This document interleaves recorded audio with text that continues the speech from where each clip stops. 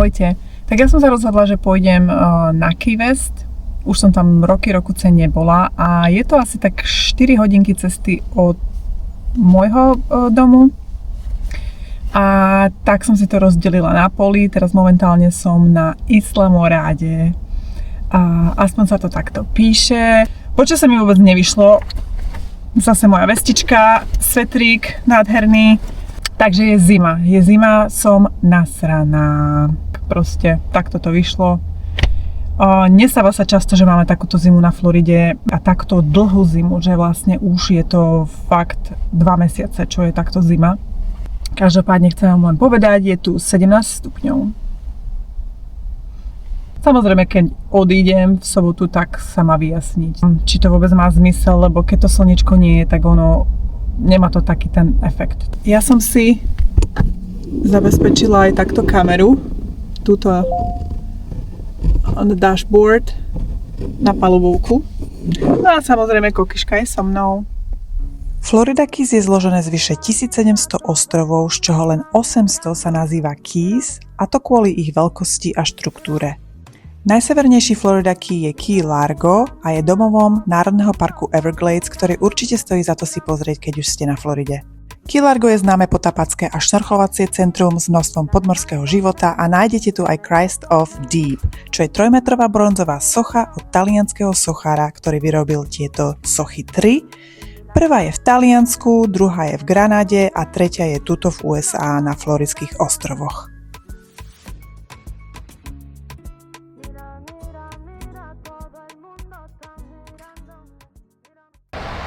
Tiež odporúčam navštíviť Key Lime Pie Factory a ochutnať ich vyhlásený Key Lime Pie, čo je limetkový koláč veľmi obľúbený v USA.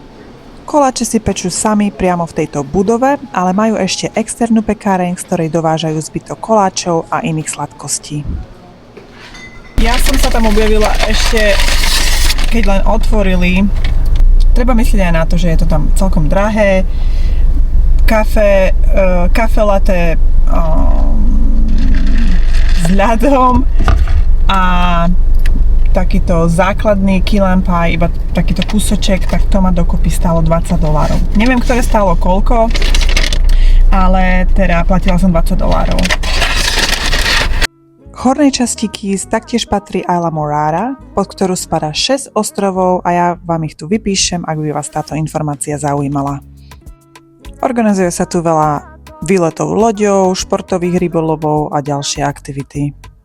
Nájdete tu rôzne reštaurácie, ktoré majú takéto gigantické útvary pred vchodom, aby upútali už z cesty, a väčšinou sú k tomu pripojené aj gift shops, čo sú vlastne obchody so suvenírmi. A pozdĺž cesty uvidíte ešte veľa takýchto malých lokálnych kaviarničiek s malým občerstvením.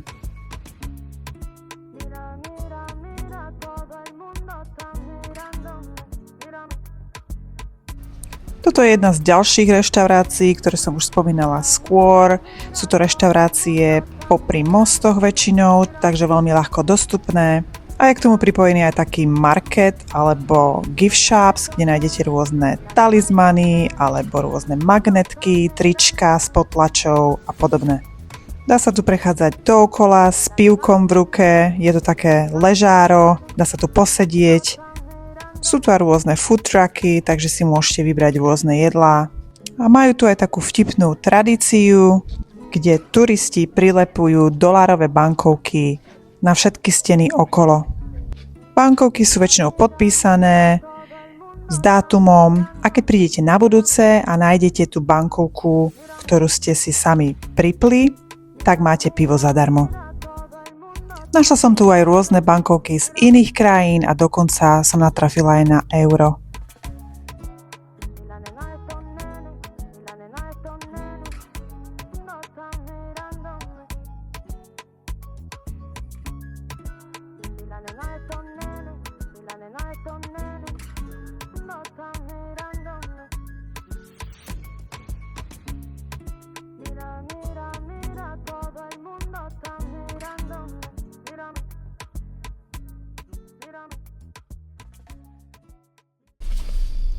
Fuj. Smrdíme jak klobásky zaúdené. Teraz, čo mám najbližšie v pláne, je tuto asi 20 mil odo mňa je parkovisko na trailers, ale musím zistiť, ako sa to prekladá. Také parkovisko na prívesy. Parkovisko na prívesy. Fiesta Key, RV Resort. Uvidím, či sa tam dá dostať, lebo nie som si istá, či to nie je nejak zatvorené nejakou bránou alebo na nejaký kód, takže uvidíme. Na ceste z Key Largo až po Key West je celkovo 42 mostov, ktoré spájajú všetky ostrovy a tie výhľady za pekného počasia vám garantujem, že budú nádherné.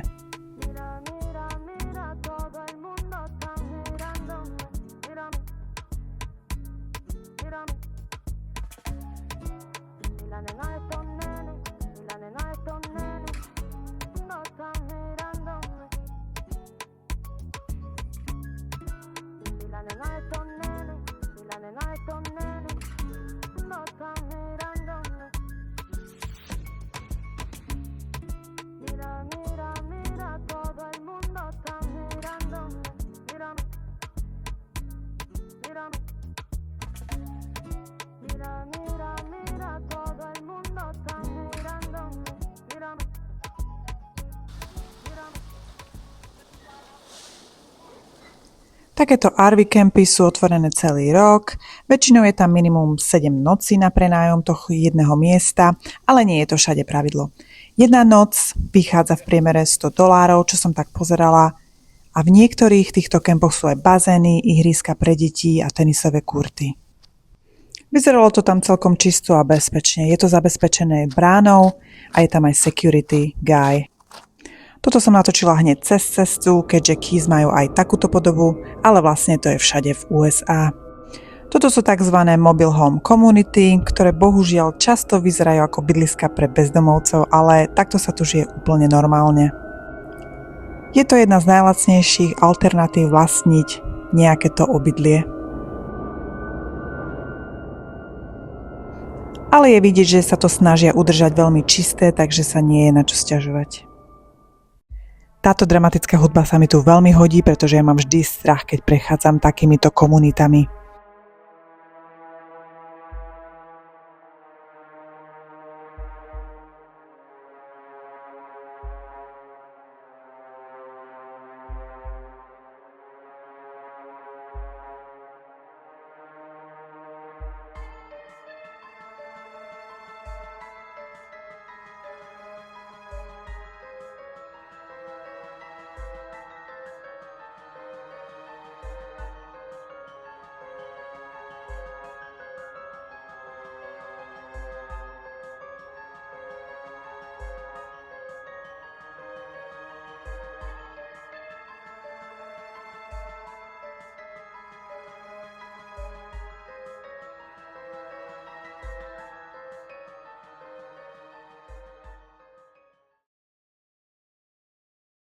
A už sa presúvam na strednú časť Keys, na čele z Marathon, pod ktorý spadá 13 ostrovov.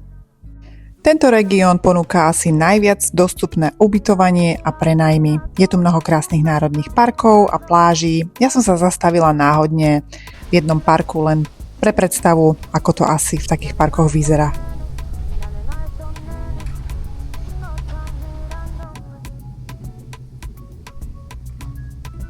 Trošku nám vyšlo slniečko.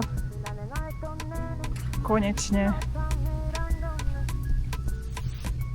Ja som sa zbavila vesty na chvíľočku.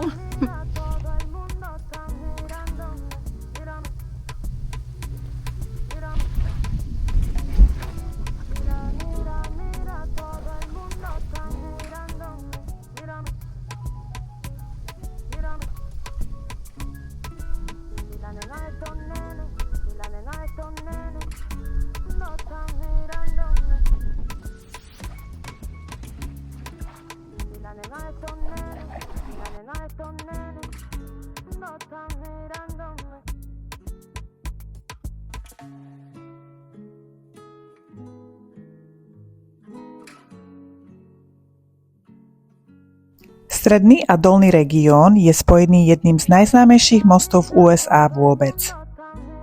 Je to 7 míl dlhý úsek diaľnice, ktorý je takmer celý nad vodou.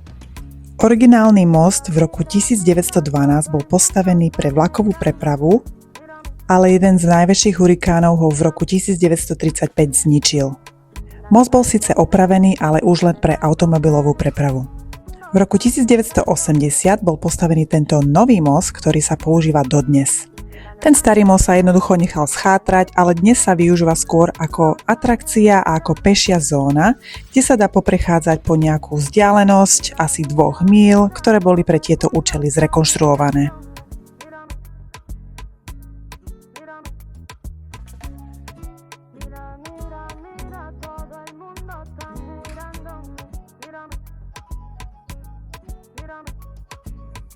Dolný región sa začína týmto 7-mílovým mostom a je zložený zo 14 keys, alebo teda ostrovov.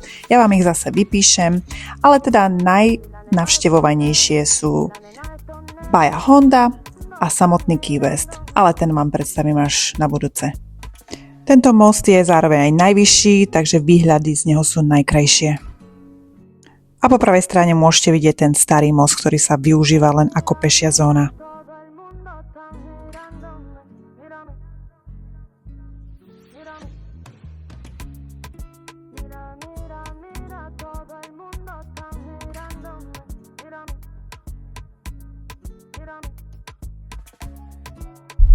Hneď po 7-mílovom moste po ľavej strane je Bahia Honda Národný park a je naozaj jeden z miest, ktoré musíte navštíviť, keď ste dole na Keys.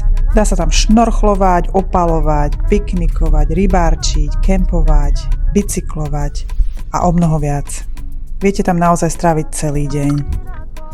A výhľady sú tam brutálne, krásna čistá voda, nádherná príroda a to ticho.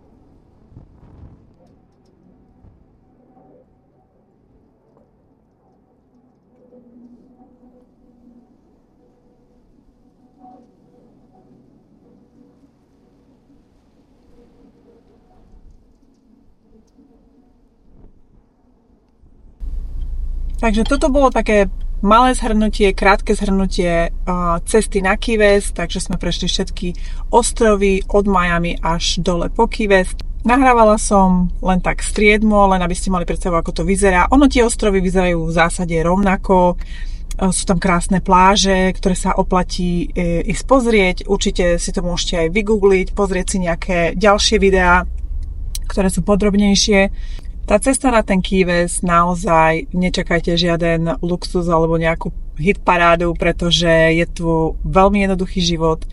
Takisto tie obydlia sú veľmi jednoduché, typické ostrovské. Ja vám ukážem aj, kde bývam ja. Je to môjho kamaráta byt a asi aby ste mali predstavu, ako to vo vnútri vyzerá. Myslím si, že vo vnútri je to oveľa lepšie ako zvonku, ale je to taký Tommy Bahama štýl. Sú tu určite aj veľké baráky a v takých uzavretých susedstvách, ale tam som sa samozrejme nedostala, ale tých je veľmi málo. Ideme na to!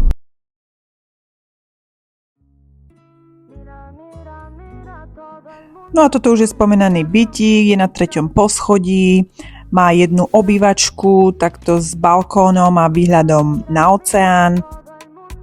No a potom má 2 spálne, jedna spálňa je s veľkou manželskou postelou a tá druhá je s trošku menšou postelou, ktorá sa nazýva Queen Size.